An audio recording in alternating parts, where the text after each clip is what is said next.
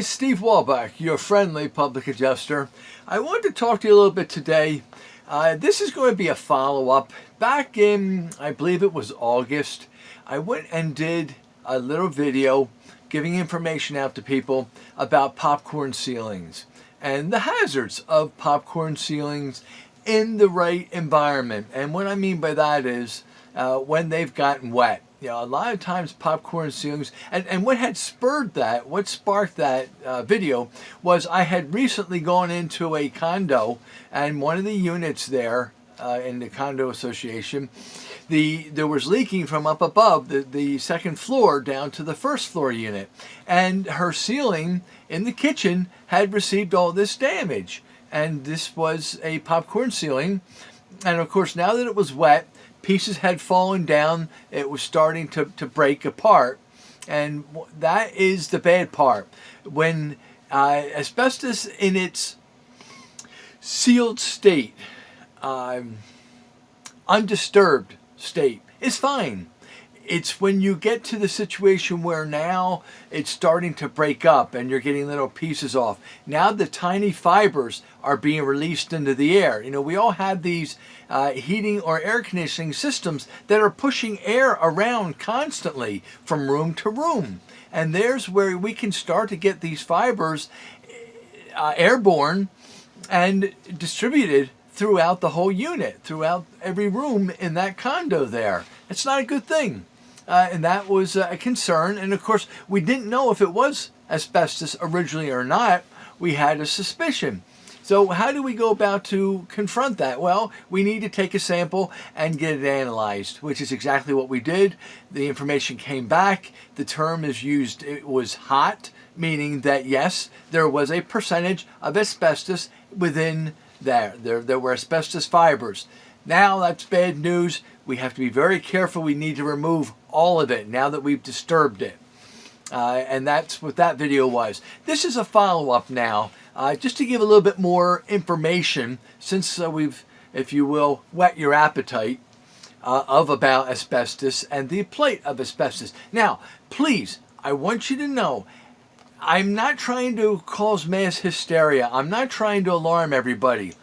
I am trying to bring, though, public awareness that some homes still contain asbestos in many different areas. And I'm going to go over some examples that I've done some research for to explain to you where those conditions would be. And as long as it's not touched, you're not monkeying around with it, it's not chipping off or anything, you're fine. Absolutely fine. But if you can see where it's an area where perhaps you banged into it and now you've loosened it and some pieces fell down, not a good situation. Now, why? Why do we say that? Well, asbestos has the potential to pose a significantly high risk in the lungs. Okay, as I mentioned, it's little fibers. These fibers have been found to be carcinogenic. They are cancer causing, or can be cancer causing in the right person. Yet 2/3 of homeowners that have some type of asbestos in their home are not able to identify that it is truly asbestos. So we don't know it's there. So we need to be cautious. The key is that we do not disturb it. As long as we leave it alone, everything should be fine. Asbestos, why was it used? That's a good question. I'm glad you asked that. It was an excellent insulating material for not only sound, but also heat. It's used a lot around heaters, and I'm going to go into that shortly. The issue is you get the fibers that are released into the air. Now we start breathing this, and it gets into the lungs, right? I mean, when we breathe air in, where's it going? It goes into the lungs. Well, as I talked about, we have lung cancer. You have other lung diseases such as asbestosis and pleura thickening. Pleura thickening, the pleura is the lining inside the lungs that as the lungs expand, right, they're very pliable to take air in and let air out. If you start to get the thickening of that inner lining, they're not as pliable. They don't move as easily and as freely as you expand and contract with the intake of air and then exhaling. That's the damage part of that happening to that part. But you also have the ability of getting the cancer issue as well. So it's a nasty stuff, but as long as it's not touched, I'm emphasizing this because I know we got these people out there that like to just take shots at me. And, right away they're going to say, yeah, you just want to create problems. And no, I don't. What I want to do again is provide awareness to the homeowner that in the situation, if something has happened, you have to take this very seriously. We don't just go in and now get a scraper and scrape the whole wall off and think that it's just going to go away. You just released all these fibers. And whether you're wearing a mask, as they say, if you have a heating system at this time of year, most people do, that's currently working, and there's an intake. As the air comes out to heat us, there is a return, and that is pulling the fibers and then passing them through or just moving them from room to room. Not a good situation, not at all. Now you're subjecting other family members to this as well. That's why I'm talking about this. It's pure and simple. The good news from all this is, back in 1977, the government officially placed a ban. There will be no more use of asbestos and any materials. And what it normally was used for was in building materials, construction, when things were being made. As they say, it has a great insulating value of heat to either maintain the heat inside or keep it from passing through, but it also had a very nice sound deafening effect too. And that's why it was used in certain areas there. Now, some of the areas where you would find this type of within your home. Textured coating walls and ceilings. Again, our popcorn ceiling, right? Floor tiles. Do you know that some of those old tiles that you may have that a lot of homes had in their basements? A lot of commercial churches are known for having this in their church. These are asbestos tiles. And they're fine, again, until over the years, maybe the adhesive that held them in place broke down. Maybe they got wet over a period of time and it lost its adhering abilities, the properties. And now you have a situation where the tiles are shifting. People are stepping on and breaking them. And you're getting little corners to snap off. Once that happens, again, you're going to have the issue of little fibers being released.